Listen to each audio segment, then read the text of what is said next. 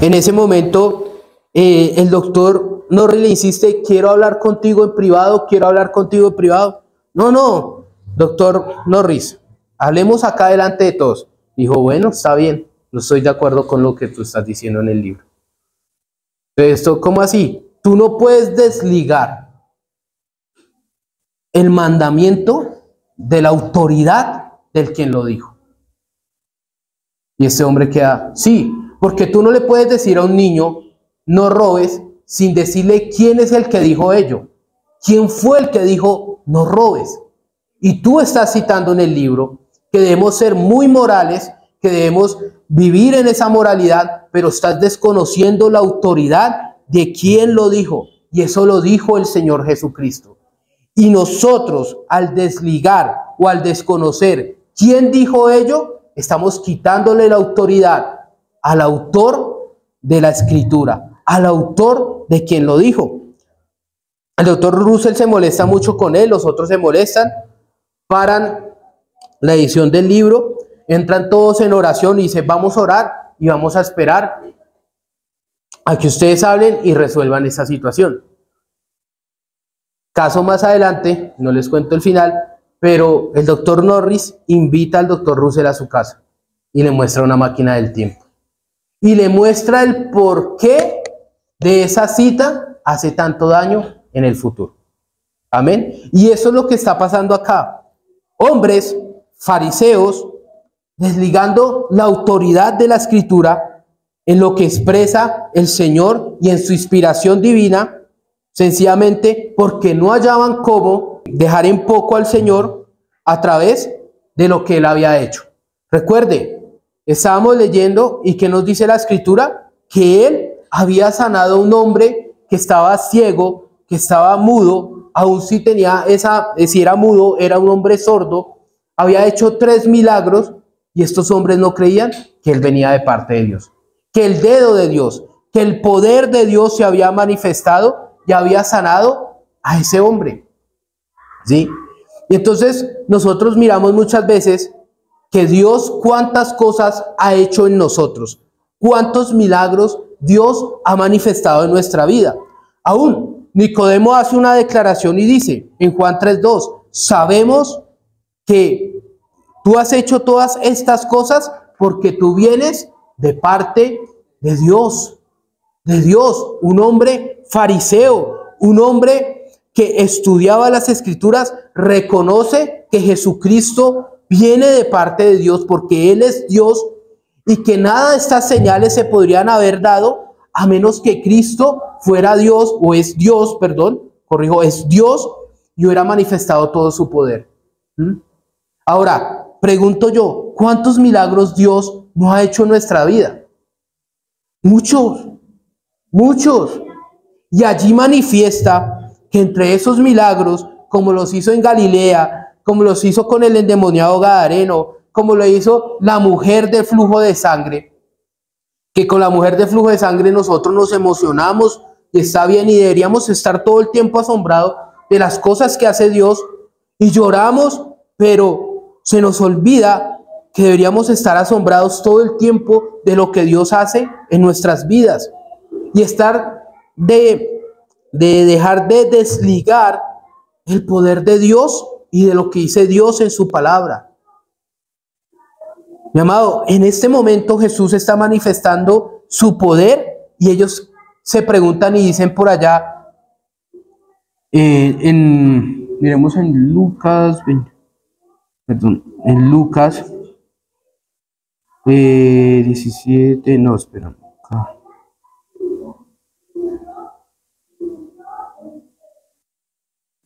No, está en Mateo, perdón, en Mateo capítulo 12. Y en Mateo capítulo 12, versículo 23 nos dice la palabra. Y toda la gente estaba atónita. ¿Estaba qué? Estaba asombrada. Y dice, y toda la gente estaba atónita y decía, ¿será este aquel hijo de David? ¿Lo estaban afirmando? Estaban preguntando. O sea, estaban dudando al ver que Dios se había manifestado, hecho tal milagro. Y ellos aún se preguntaban, ¿será que este es el hijo de David? Esperaban al Mesías prometido. Leía al escritor Hendrickson y a John MacArthur, y dentro de esos estudios empezaba a mirar que las niñas de esa época jugaban a que ellas eran María y tenían la esperanza de que ellas iban a ser aquellas que Dios iba a poner en ellas al Señor Jesucristo en su vientre. O sea, mire la esperanza que había del Mesías prometido, y aún así ellos dudaban de que Jesús era el Mesías, el Hijo de Dios, el Dios Todopoderoso que iba a cambiar y transformar sus vidas. Vamos siguiendo el texto y lo que estamos viendo dentro de las Escrituras. Entonces, Jesús había mostrado el dominio aún sobre el mundo espiritual, porque si usted recuerda, el endemoniado gadareno, Jesús lidió con más de 6,000 demonios en una legión, y el Señor liberó a este endemoniado gadareno. ¿Y qué hicieron los gadarenos? Vete de acá de Gadaria, no te queremos ver, no te queremos aquí. Una y otra vez Jesús hizo milagros, y una y otra vez los hombres rechazaban lo que Cristo hacía con ellos. Una y otra vez. Y esta no es la excepción, porque estamos hablando de hombres fariseos que conocían la palabra, tradiciones. Aún vemos como en este caso Nicodemo, que reconocía que alguien no podía hacer estas cosas a menos que viniera de parte de Dios, ¿sí? Pero ellos no se bastaban de eso. Ellos querían que Jesús se alineara a lo que ellos pensaban, y por lo tanto no gustaban y no tenían agrado de Jesús, porque Jesús no estaba de acuerdo con ellos. Y conocían la Torá y conocían la palabra, sin embargo ellos no estaban de acuerdo por ello. Hombres que no querían reconocer a Cristo como Dios. Pero usted y yo, ¿cuántas veces queremos hacer lo que nosotros queremos y no entender que Dios tiene un propósito para su pueblo?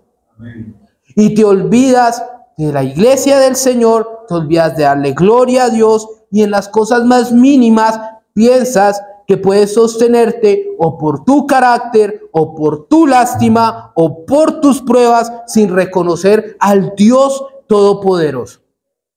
Porque tú quieres que Dios esté de acuerdo con lo que tú haces, con lo que tú dices, o con la prueba como debería manejarse, como si Dios fuera tu sirviente, y entrando a discutir con Dios de qué manera Dios debería cambiar la situación en la cual usted y yo podemos estar viviendo, y le dices a Dios: yo no quiero que las cosas se manejen así, porque no estamos de acuerdo con la voluntad y el propósito de Dios. Y estos hombres estaban haciendo lo mismo. Y usted puede decir: pero yo no veo que ellos se escondan en su lástima. Sí, mi amado hermano, puede ser que no, pero la palabra de Dios dice: vengan a mí los que estén cargados, que yo los haré descansar. Pero ¿cuántas veces tomamos ese texto, lo sacamos del contexto y decimos: cuando esté cargado, Dios lleva mi carga; cuando no, me olvido de Dios? Y eso no es lo que dice el texto. El texto dice: vuélvanse a mí, conviértanse a mí, y yo llevaré sus cargas. No dice que Dios es como un carro de carga que lleva por un momento y después se va. Y así tratamos a Dios. Y el mensaje es que habían milagros, hubo un milagro, y aún así ellos no se volvieron a Él. ¿Cuántas veces Dios ha hecho un milagro en nuestras vidas y no nos volvemos a Él? Jugamos con Dios. Tenemos en poco a Dios, ¿sí? Y no solamente es de cada uno de nosotros. Segundo, tratamos a Dios, arregla esta situación. El Dios juez, justo y santo, que puede resolver tu problema, es el último que está en tu lista. Porque puedo decir y saber que Él es mi juez, pero no lo tomo así. Así no lo tomo. Entonces, si Dios había mostrado tales señales, ¿por qué no se volvían a Él? Ya habían visto su poder. Sin embargo, cuestionaban lo que Jesús hacía, decía, enseñaba.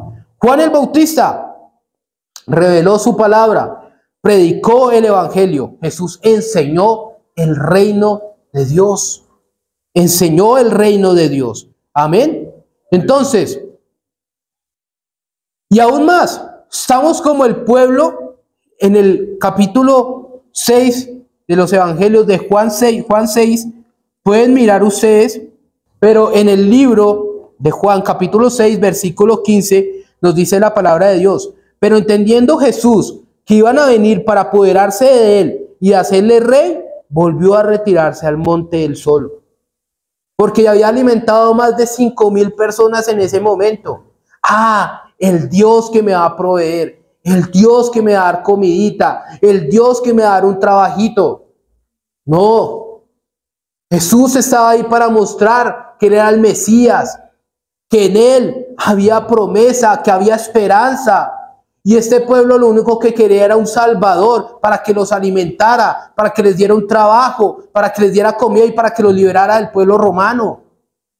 Ese no es el Mesías.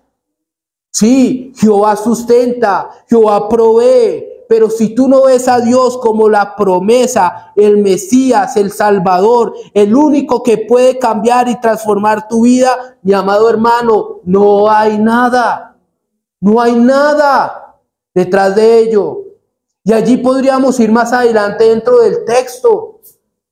Porque es que el texto en Lucas 11, diferente al de Mateo, podemos ver cuando un espíritu inmundo sale de un hombre y anda por lugares secos. Lucas 11, versículo 24 dice: cuando el espíritu inmundo sale del hombre, anda por lugares secos buscando reposo y no hallándolo, dice: volveré a mi casa de donde salí. ¿La casa de quién era? Del espíritu inmundo que había tomado posesión de allí. Y él dice que la haya barrida y adornada, y después viene con 7 peores. ¿Y será que estos fariseos no entraron esos 7 peores? ¿Quién crucificó a Cristo? Los mismos fariseos. Los mismos fariseos. Los mismos que tenían la Torá, que tenían la palabra, pero nunca quisieron alinearse a la voluntad de Dios y entender que era el Mesías, la promesa que había Dios establecido para su pueblo. Y a hoy no es mentira que así vivimos constantemente. Y la misma iglesia todavía espera y se olvida de quién es el Mesías y quién es el Salvador, que puede dar juicio, que puede dar salvación, que puede dar vida eterna. Y sin embargo, como no se alinea a mis propósitos, para mí deja de ser esa promesa. Y aún los mismos fariseos desconocían la promesa de que el Hijo de Dios se había manifestado para ellos. Amén. Querían un libertador del imperio romano. Querían alguien que les proveyera, pero no un Mesías libertador que librara sus almas de una condenación eterna. Y por eso moralmente tercos somos, porque creemos que nuestra moralidad va a ser suficiente cuando estemos delante del trono de Dios. Y no va a ser suficiente. Y estos hombres mostraban una gran moralidad de frente, pero por detrás no había nada. Era esa casa vacía o esa caja llena, esos 7 u 8 que se habían entrado ahí. Debemos entender y saber que después de ese momento, un año más allá, Jesucristo iba a ser crucificado. Y que las profecías iban a cumplir. Y que él iba a entrar en ese pollino. Y que iban a darle gloria a Dios. Sin embargo, lo iban a crucificar. Hubo asombro, mucho asombro en ese momento. La escritura nos dice, dentro del libro de Mateo capítulo 12, que hubo ¿qué? Que hubo asombro, ¿cierto? Mateo 12, 23. Entonces, en Mateo 12, 23 dice: y toda la gente estaba atónita y decía: ¿será este aquel hijo de David? Pero es que gente asombrada encontramos en las escrituras, ¿sí? Pero, mi amado hermano, ¿como quién? Como Félix, el gobernador, o como el mismo Herodes. En Marcos 6, versículo 20, nos dice la palabra de Dios. Marcos 6, 20 dice: porque Herodes temía a Juan, sabiendo que era varón justo y santo, y le guardaba a salvo, y oyéndole se quedaba muy perplejo, pero le escuchaba de buena gana. ¿Escuchaba de mala gana? Herodes no escuchaba de mala gana. ¿Estaba atónito? Estaba atónito. ¿Pero qué hizo con Juan el Bautista? Le quitó la cabeza, la puso en un plato y se la entregó a Herodiana. Eso no es Realmente no lo es, porque podemos estar asombrados, pero nuestra vida debería ser un constante asombro por la obra gloriosa de Cristo en la cruz y por todo lo que hace por nosotros cada día, cada día.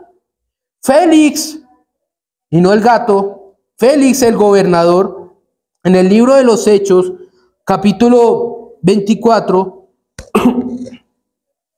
en el libro de los Hechos, capítulo 24, versículo 25, dice que, pero al disertar Pablo acerca de la justicia, el dominio propio y del juicio venidero, Félix se espantó.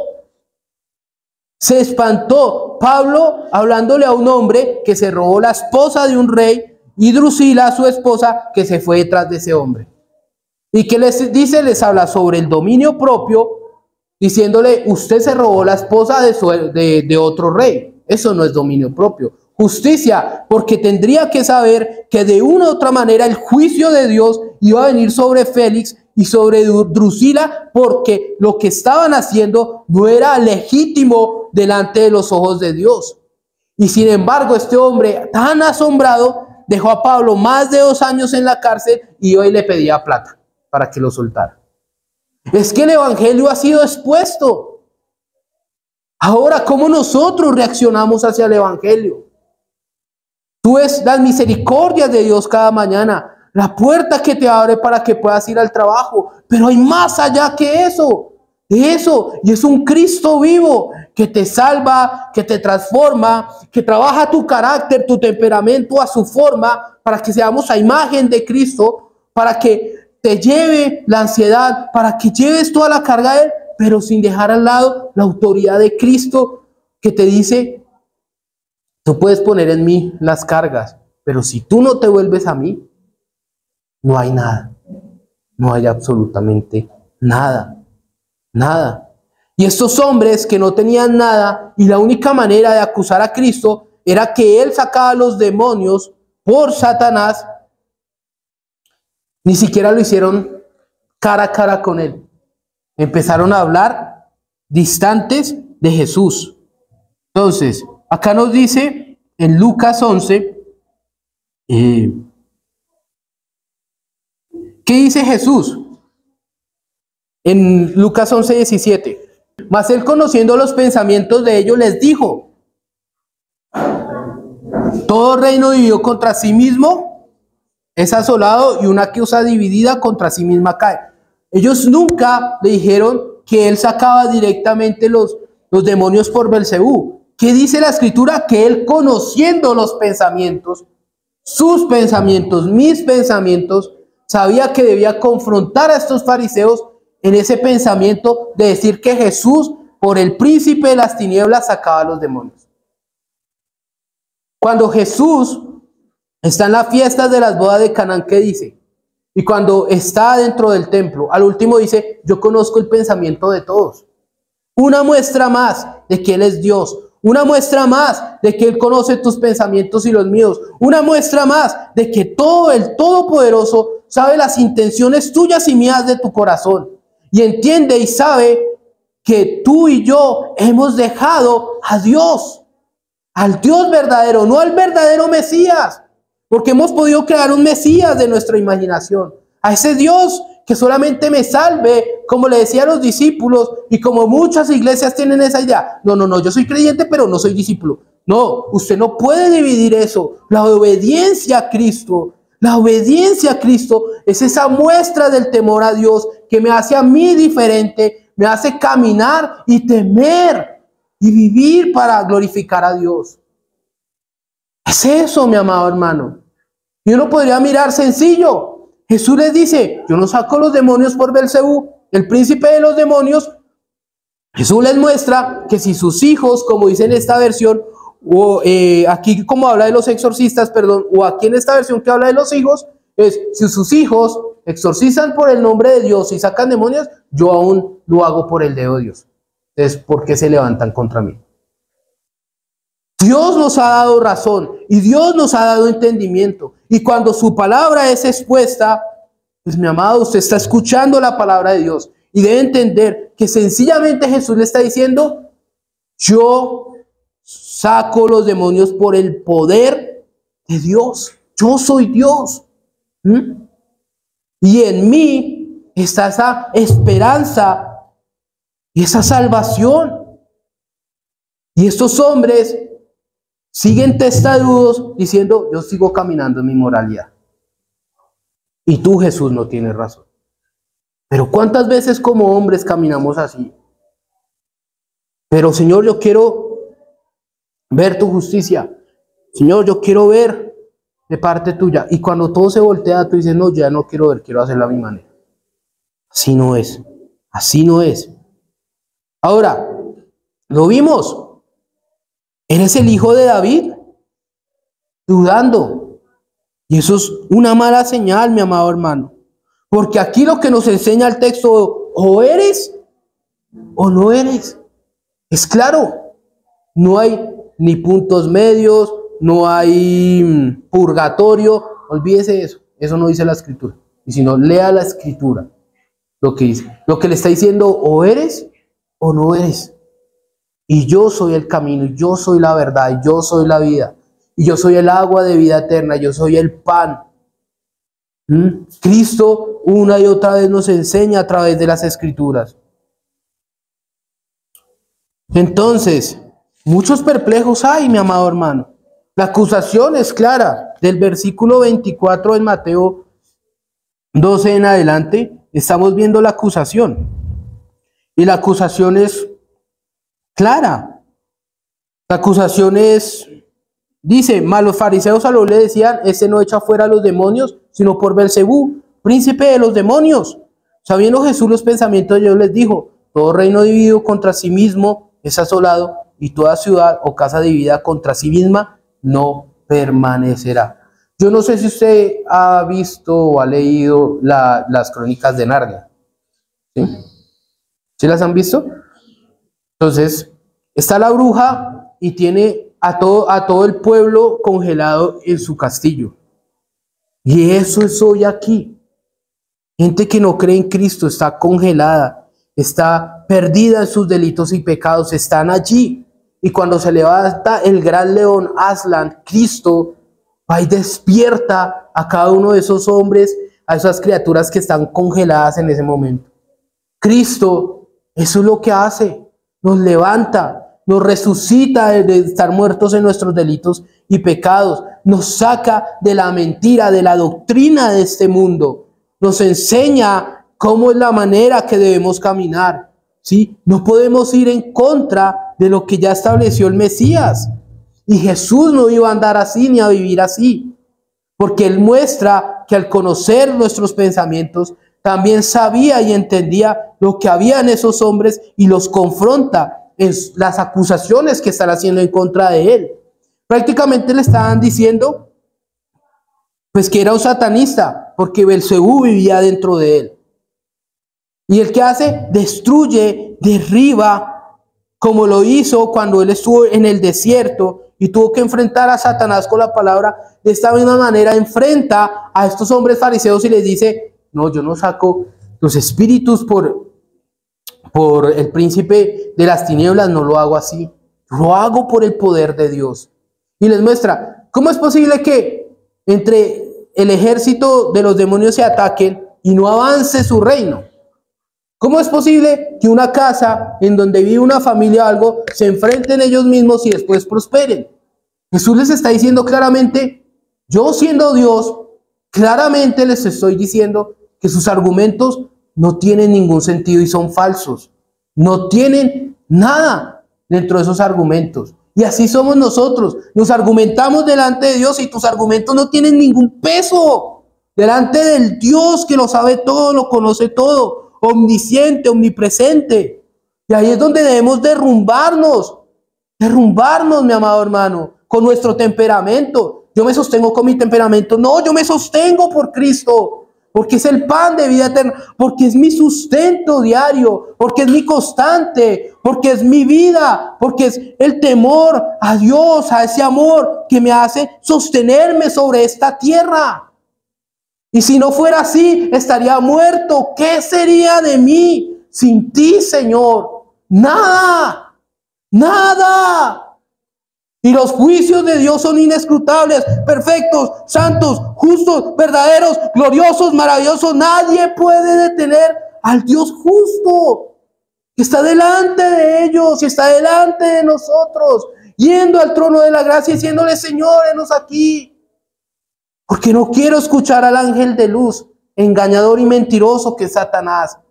Porque una y otra vez, con sus acusaciones, con sus mentiras y sus engaños, está llevando a un pueblo, aún entendiendo que los que no creen en Cristo están bajo sus dominios, bajo sus entendimientos, bajo sus razonamientos.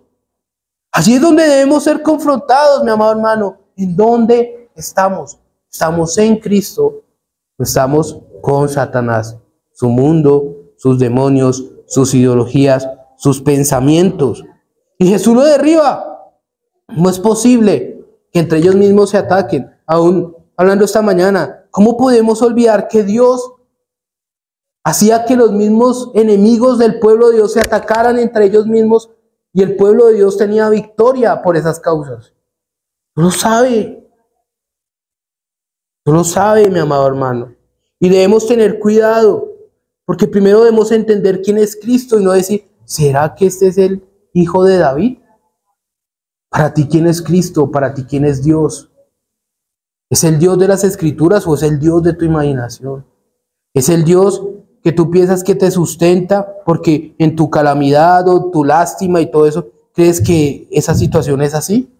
¿O estás sustentado en Cristo porque sabes que ni la calamidad, que la lástima, que tus depresiones, que tus ansiedades y que todo ello no tiene nada delante de los ojos de Dios, porque Dios es el que sostiene y abre paso para su pueblo ser levantado y ser llevado y apartado para glorificar a Dios? Amén.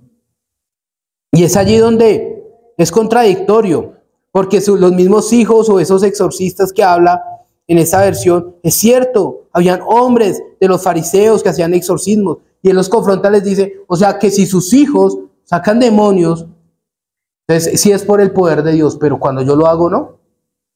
Inmediatamente se derriba el otro argumento. Y así es Dios. Dios no derriba los argumentos, nos enseña, nos revela nuestro orgullo, nuestra soberbia, cada día, mi amado hermano. Y si usted y yo no nos damos cuenta de ello, mi amado hermano, tenemos que revisarnos. ¿En dónde estamos? Para mí, ¿quién es Cristo? Para mí, ¿quién es Dios? O Dios es el que hablábamos en Juan 6, que quieren un libertador de un imperio romano y alguien que les dé comida, o Jesús sí es su Salvador, su Mesías y su Dios. Y es allí donde, pero eso va más allá, mi amado hermano. Moralmente usted puede actuar en muchas maneras siendo el mejor, pero por detrás no hay nada. Porque el creyente tiene un Dios grande y que cada cosa que usted hace es como lo dice en el libro de Efesios, porque las obras buenas ya Dios las había predestinado desde antes de la fundación. ¿Y yo qué hago? Las voy haciendo. ¿Por qué? Porque Él ya las había establecido. Es que yo hice una obra tan buena. No, Dios ya la había predestinado. Ya Dios la había determinado. Usted es el ejecutor de esa obra. Pero si usted piensa que por sus obras se va a sostener sobre esta tierra, le quiero decir, sus obras no lo van a sostener. Y es allí donde estos hombres pensaban que sus obras las iban a sostener. Sus dogmas, pensando que ellos eran mejor que Cristo. Porque eso es lo que están mostrando acá. Amén. Entonces, nosotros, el padre de mentiras está tratando de hacer creer que nosotros podemos ser libres y restringirnos de una condenación por causa de nuestras obras. Y lo bueno que hagamos, mi amado hermano, pero no es así. No es así. Ahora, ya Jesús había derribado los argumentos de ellos, diciendo que Él sacaba los demonios por el príncipe de los demonios y que aún con lo último que hablábamos, que sus hijos sacaban o exorcizaban, entonces también es derribado porque les dice: si sus hijos lo hacen en el nombre de Dios, pues aún yo soy siendo Dios si lo hago aún mayor que ustedes. Y les estoy demostrando que yo vengo de parte de Dios. En el versículo 28 de Mateo 12, Nos dice la Escritura: pero si yo por el Espíritu de Dios echo fuera a los demonios, ciertamente ha llegado a vosotros el reino de Dios. Y cuánto, amado hermano, sabemos que el reino de Dios se ha acercado. Cristo ha mostrado su reino, su reino. Y esto tiene muchas implicaciones. Su reino, su soberanía, su poder, su completa salvación. Una iglesia edificada en la roca que es Cristo. Amén. Y unos nuevos cielos, una nueva tierra y un principio de un futuro, de un presente, pasado y futuro, sabiendo que Dios reina. Dios reina y reinará por los siglos de los siglos, mi amado hermano. Y el creyente, aquel que no está como esa casa abandonada, entiende la completa salvación. Y entiende que Dios le ha librado, le ha salvado por la obra gloriosa de la cruz. Y sabe que en ese caminar de esa completa salvación, sabe que Dios ha establecido una iglesia, la roca, el baluarte de la verdad, Cristo sosteniendo, guardando a su iglesia. Y también que tenemos una gran esperanza de la glorificación, porque iremos delante de Él, con Él, para vivir y glorificarlo en la eternidad, mi amado hermano. Y todo esto nos lleva a que esa roca no puede ser inalterable, porque es Cristo, el que no tiene error, el que no tiene mancha, el que no tiene pecado, el que fue el sacrificio vivo, santo y agradable para poder nosotros tener una eternidad con Él. Amén. El reino de los cielos se ha acercado para nosotros disfrutar y vivir para su gloria. ¿A quién tengo yo en los cielos sino a ti, Señor? Y fuera de ti nada deseo, nada, porque lo que Él inició, Él lo termina. Y si nosotros hemos sido predestinados, escogidos para salvación, podemos contemplar y deleitarnos en ese reino que ha venido para que usted y yo podamos tener una vida con Cristo, con sus riquezas. Pero esto tan insondable, estos tesoros tan grandes, esto tan maravilloso, mi amado hermano, debemos vivirlo, debemos asombrarnos, debemos confiar en la obra de Cristo, en Él. Porque estos hombres solo confiaban en lo que ellos creían, en lo que entendían, pero no confiaban en Cristo. Tú dices, yo confío en ti, pero si alguien te dice algo, dice, no, ya no confío en lo que me dijo. Y así somos con la palabra de Dios. El Señor dice, vengan a mí todos los que estén cargados, que yo los haré descansar. Sí, y como hombres tenemos lucha, pero dudamos de lo que dijo Cristo en su palabra. Yo soy el primero, mi amado, y debemos confrontarnos. Cristo ha manifestado y dice, el reino de los cielos se ha acercado, su gobierno, su autoridad, su soberanía. Podemos disfrutarla, mi amado hermano. Y Dios es un Dios que se deleita en ver a sus hijos, exaltarle y vivir, no lejos de las Escrituras, no lejos de la comunión de Dios, no lejos de lo que Él nos ha dejado. Cuando nos apartamos de una vida de oración, cuando nos apartamos de un tiempo de ayuno, cuando nos apartamos de esos tiempos en la palabra, amado hermano, nosotros, estos medios de gracia que han sido dados, es para poder sostenernos, para poder deleitarnos, para poder ver su fidelidad. Cuando Dios nos responde, el que te pide, sé fiel a lo que te estoy respondiendo. Pero ¿cuántas veces Dios nos ha respondido nuestras oraciones y cuál fieles hemos sido a esas respuestas? Porque el buscar, el hallar, en lo que dice las Escrituras sobre la oración del Padre nuestro, es eso. Si Dios me da un matrimonio o una esposa, es para ser fiel a la respuesta que Dios me dio. Si tú le estás pidiendo por alguien y Dios todavía no te ha respondido, ¿por qué no eres fiel a esa esperanza que tú tienes de que Dios traerá a esa persona para ti? Y si Dios te ha dado a esa persona, pues ser fiel en guardar esa alma que Dios te ha entregado. Eso es fácil. Pero nosotros, el Señor me respondió y se nos olvidó la fidelidad. Dios me dio el trabajo y soy más negligente de la oficina. No, hermano, así no es. El romanticismo no es así. Es responder a Dios en fidelidad. En ese temor, Señor, te amo y voy a responder. Voy a responder a lo que tú has respondido. Soy agradecido con todo lo que me has dado, con lo que me has bendecido. Ahora, usted no le va a arreglar la vida a nadie. Eso téngalo presente. Porque si Dios no cambia tu vida y la mía, nadie lo va a hacer. Y si tú dependes de hablar más con una persona que hablar con Dios, te estoy diciendo, estás equivocado. Porque ese hombre al que le hablas o esa mujer es limitada. Y necesitamos de Dios ilimitado para que arregle nuestras vidas. Amén. Listo. Y tenemos esta completa salvación, esta esperanza de estos nuevos cielos, esta nueva tierra, mi amado hermano. Y todo esto se muestra en ese momento, su presencia, su poder se manifestó allí, como lo manifestó con los discípulos cuando vieron caer a Satanás desde el cielo, dice el Señor en Lucas 10:18. Dice, vi a Satanás caer desde el cielo. La obra de Cristo, amado hermano, es ver esa obra de la victoria en la cruz y ver esa victoria a futuro. Cristo venció, Cristo ya dio victoria. Y como pueblo nos tomamos de esa victoria que es Cristo y nos esforzamos por glorificar a Dios en ello.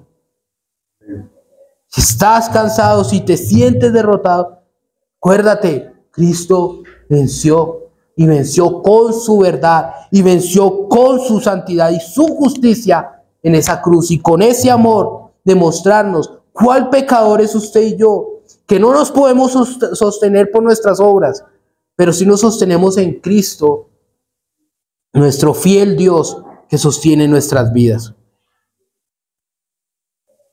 Entonces, mi amado hermano, en Mateo 7:28, citando antes este versículo, nos dice, cuando hablamos de venir a mí todos los que estén cargados y cansados, que yo los haré descansar.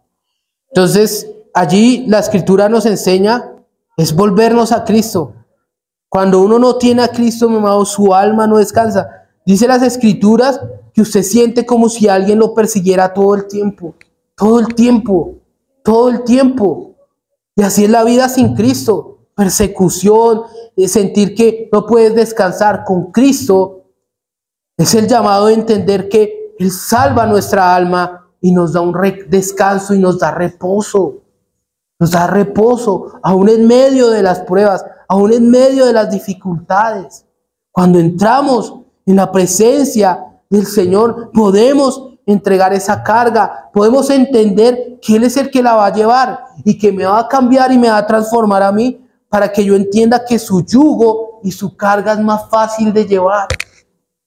Pero cuando nos resistimos, la carga y el yugo es más difícil. Te pones más pesado. Cuando haces algo de mala gana y te toca llevar algo, lo sientes como más pesado. Uy, esto está más pesado que... Este trabajo está tan pesado y puede ser lo más fácil, pero esto está pesado. Porque nuestra esperanza está en el Señor. No en que quite y ponga. Sí, claro, Dios quita, pero quita de raíz porque lo que Él empezó, Él lo termina. Amén. Pero nosotros no podemos vivir en esa vida como hoy vengo, o discúlpeme, pero mañana no, hoy oro, mañana sí, no.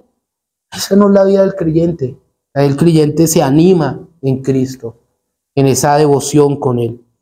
Isaías 29:18 dice, los sordos oirán las palabras del libro, y los ojos de los ciegos verán en medio de la oscuridad y de las tinieblas.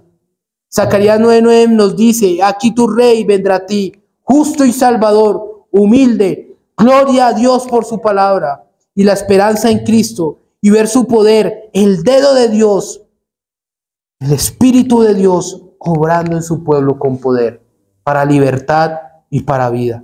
Versículo 29, Mateo 12, versículo 29, nos dice, porque ¿cómo puede alguno entrar en la casa del hombre fuerte y sacar sus bienes si primero no le ata? Samuelito, ¿Tú qué prefieres, el hombre fuerte o súper fuerte? Súper fuerte. ¿Y quién es nuestro Dios súper fuerte? Cristo. Y el hombre fuerte es aquel que estaba gobernando en ese lugar. Pero el súper fuerte, ¿quién es? Cristo. Yo prefiero al hombre súper fuerte, sacando de mí todo lo que no es de él. Y así es, mi amado hermano, el hombre súper fuerte. Y allí es cuando Aslan se levanta, devora a la bruja, gana la batalla y muestra a Cristo, el león de la tribu de Judá, el fuerte, derribando a Satanás y trayendo la victoria a su pueblo. La victoria de la cruz. No olvidemos, Colosenses 2:15, despojando a los principados y potestades, los exhibió públicamente, triunfando sobre ellos en la cruz. En la cruz. Y si la cruz no es el centro de tu vida, entonces ¿qué es? ¿Qué es, mi amado hermano? En su resurrección, en su ascensión, en su coronación, Cristo venció. Cristo es nuestra victoria. Sabemos cómo termina, arrojándolo al abismo, ¿sí? Pero no podemos llevar una vida neutra. No podemos llevar esa vida neutra porque no existe. O es Cristo, o vivo con Cristo, o soy hijo de tinieblas.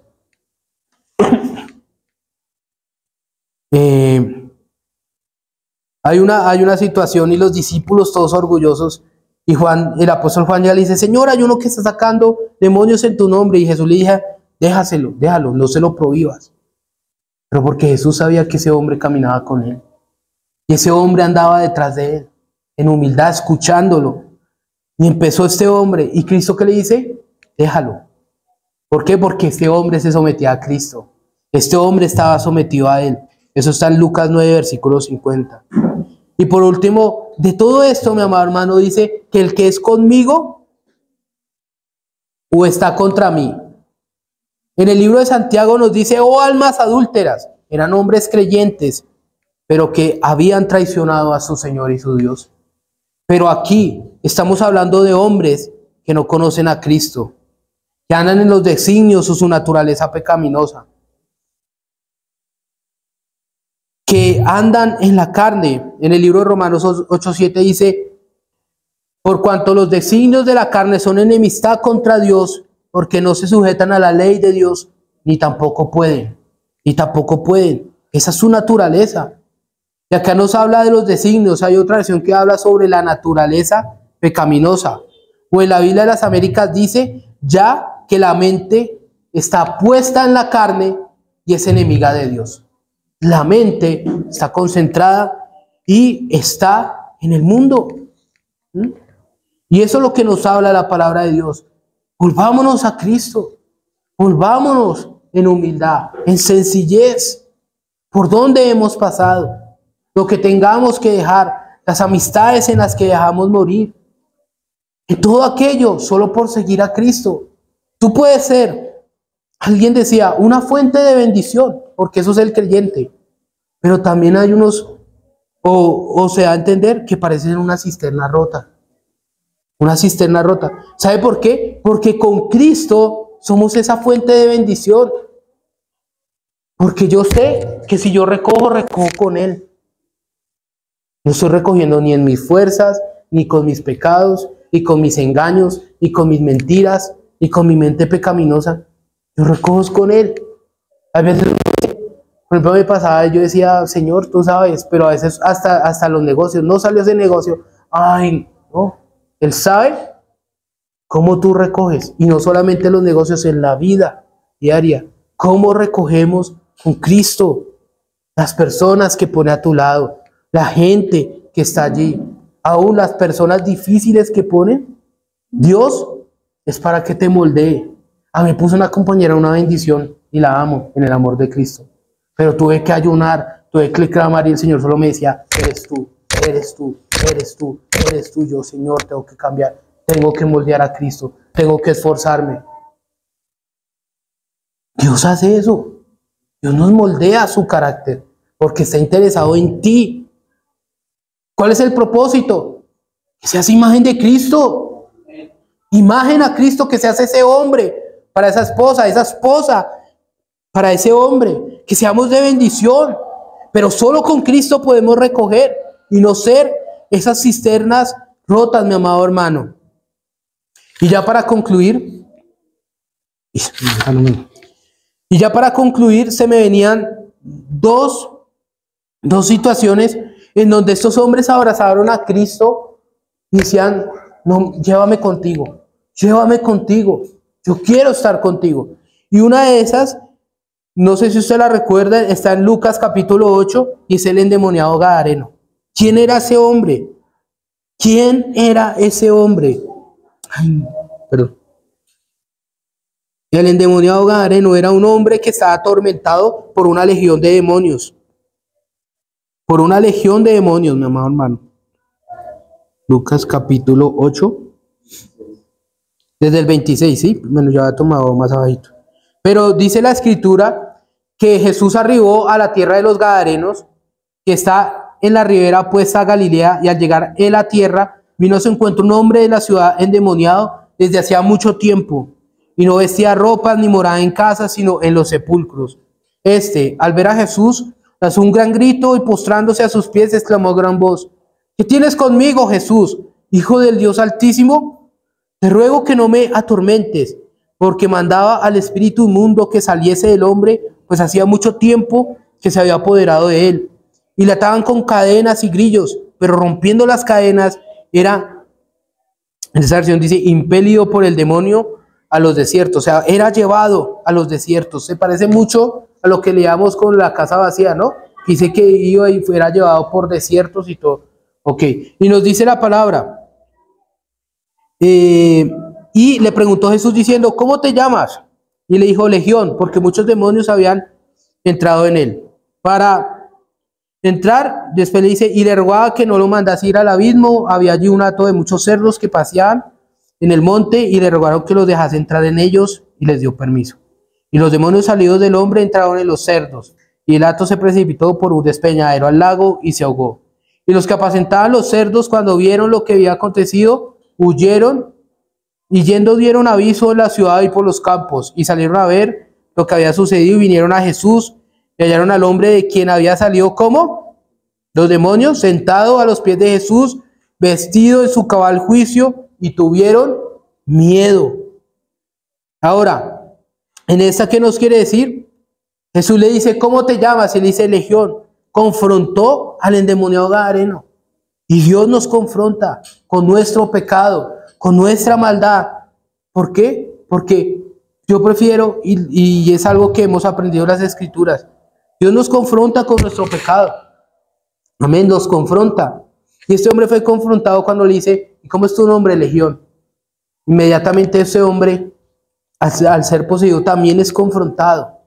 Y a lo último este hombre dice, yo he colocado 38-39, el hombre de quien había salido los demonios le rogaba que le dejase estar con él.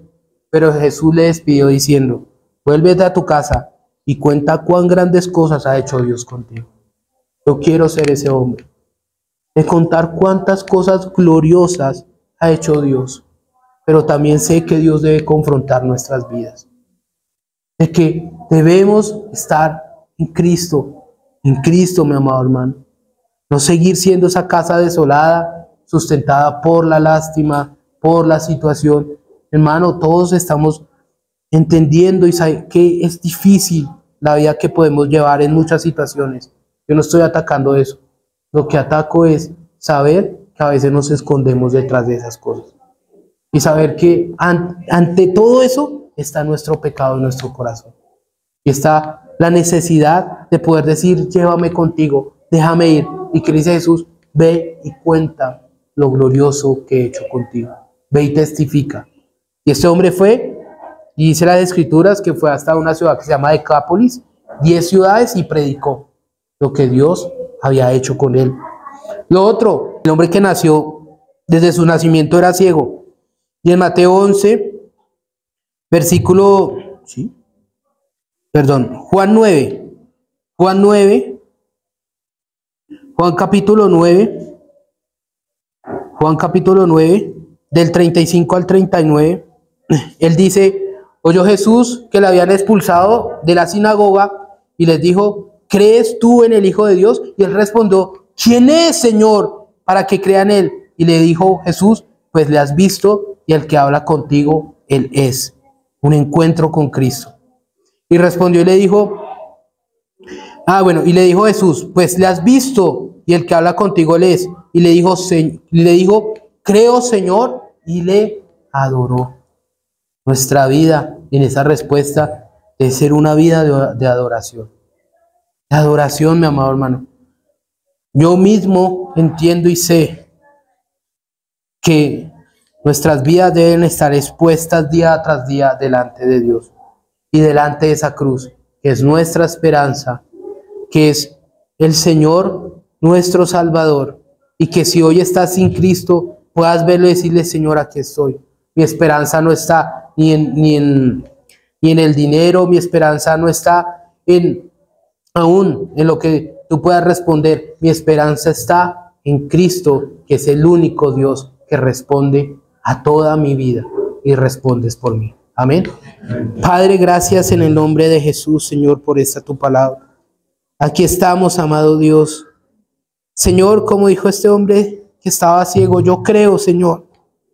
Quiero ver y entender, Señor, y verte a ti, oh Dios, con tal esperanza, Señor, que tenemos, de que el reino de los cielos se ha acercado, que la esperanza que es nuestro Señor Jesucristo, derribando nuestros argumentos, derribando todo aquello en nuestra vida que nos impide caminar contigo, Señor, pero también entender que si no estoy contigo, Señor, estoy contra ti, Señor, y que si no recojo contigo, desperdicio mi vida.